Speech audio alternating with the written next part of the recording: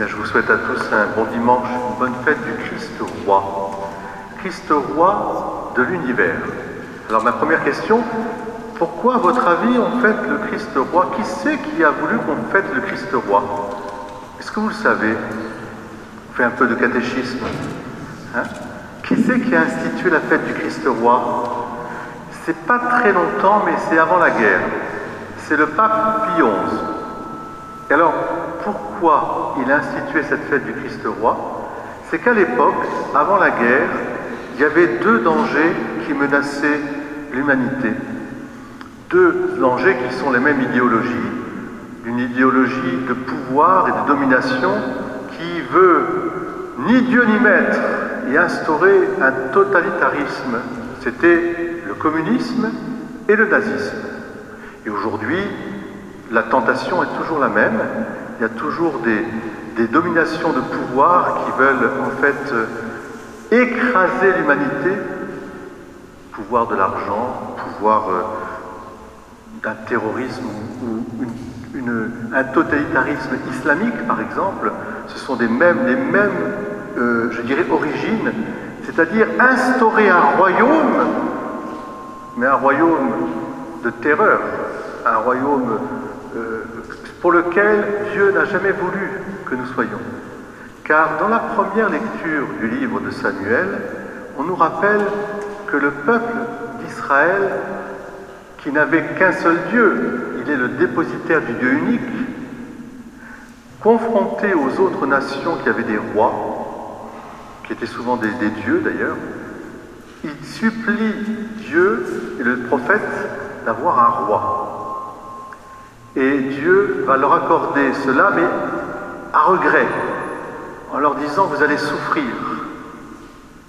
Mais il prend bien soin de dire qu'il enverra un berger, berger d'Israël. C'est ça la royauté pour Dieu.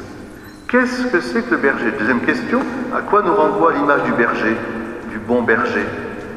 Le bon berger, c'est Jésus, bien sûr, mais c'est celui qui vient prendre oui, la brebis sur ses épaules. Il laisse les 99 autres qui sont bien installés, tranquilles, qui regardent, ils sont au chaud, ils regardent peut-être la montre, et il dit, oui, il y a quelqu'un ici qu'il faut ramener, et on la ramène sur l'épaule.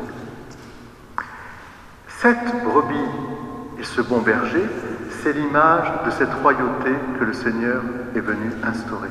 Il est l'alpha et l'oméga, le commencement et la fin.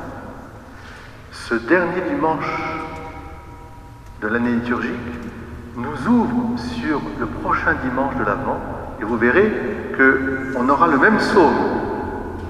Hein? Quelle joie quand on m'a dit « j'irai dans la maison du Seigneur ».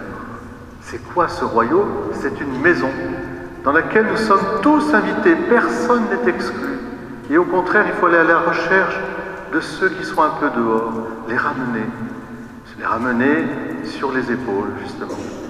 C'est ce royaume de justice, d'amour et de paix.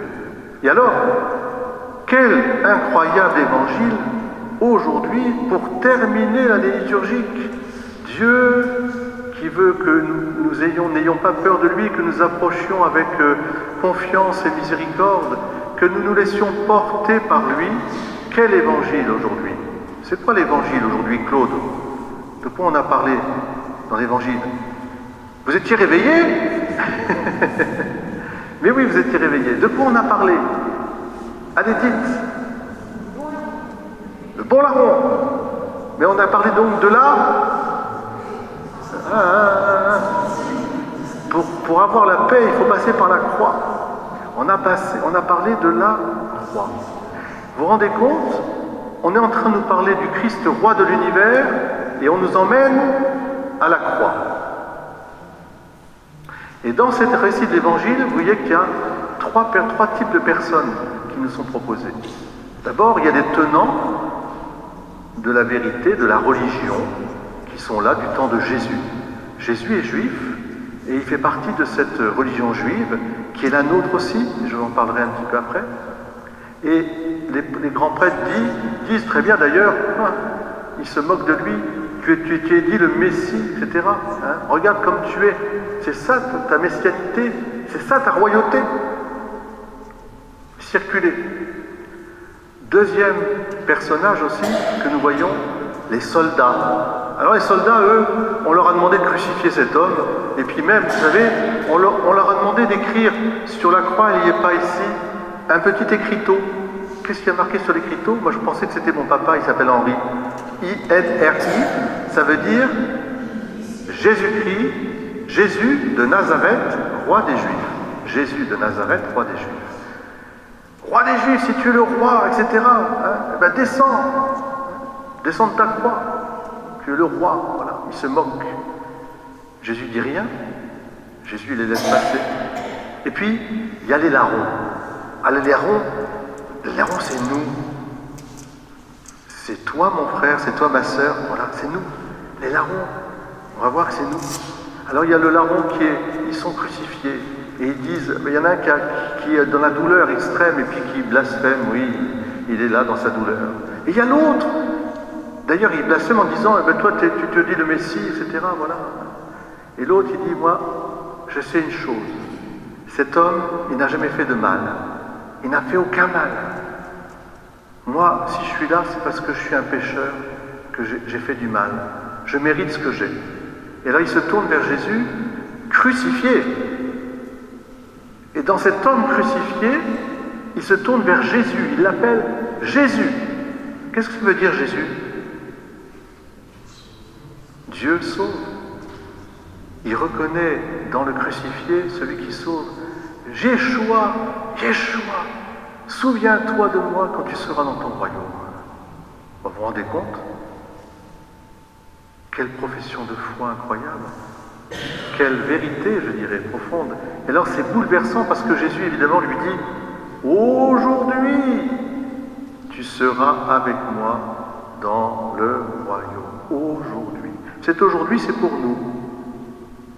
Nous aussi, nous devons dire « Jésus, souviens-toi de moi quand tu seras dans ton royaume. » De l'aube jusqu'au soir, et pour la grande aube, aurore qui nous ouvrira vers la vie éternelle.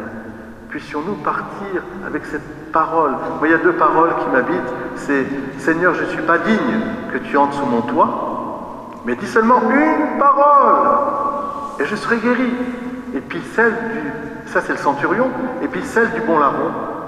« Souviens-toi de moi quand tu seras dans ton royaume. »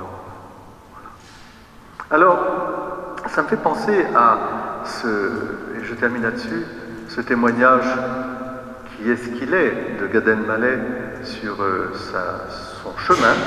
C'est un juif, lui aussi. Et vous savez, chez les juifs, ce qui est très important, c'est le questionnement.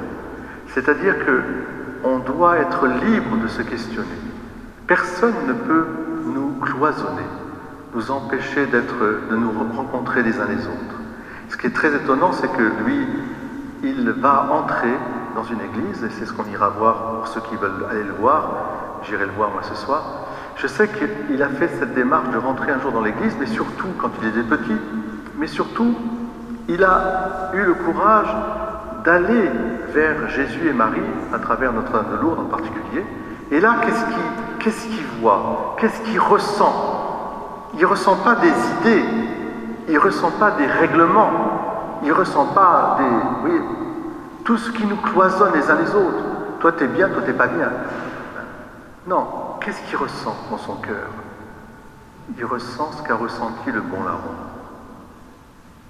Moi, je suis qu'un pauvre pécheur, mais toi, tu n'as fait que le bien. Souviens-toi de moi quand tu seras dans ton royaume.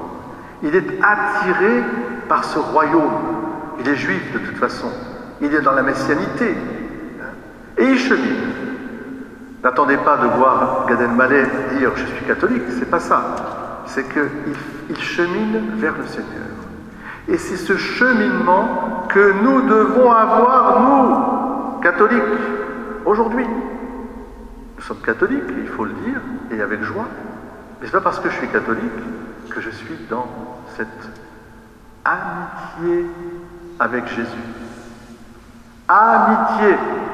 Car quand Jésus, et je termine là-dessus, dit au bon larron, tu seras avec moi, avec moi aujourd'hui. Avec moi, c'est dans l'amitié.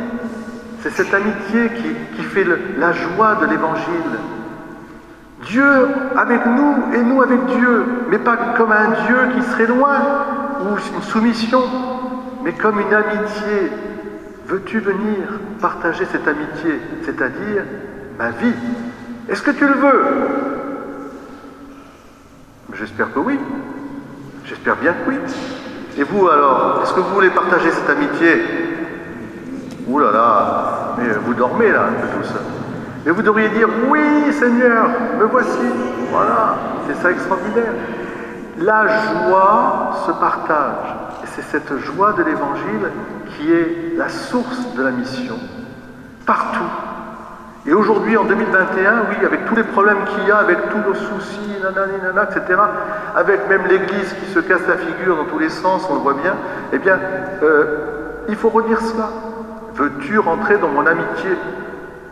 Oui, Seigneur. Alors, je termine, parce que je vous l'ai mis sur le bulletin, c'est vrai que c'est drôle de voir un juif défendre les catholiques. Il ne sera pas dit qu'un chrétien ne défende pas un juif, comme disait Peggy, face pour Dreyfus, mais moi je dirais la même chose, il ne sera pas dit qu'un juif ne défende pas un catholique.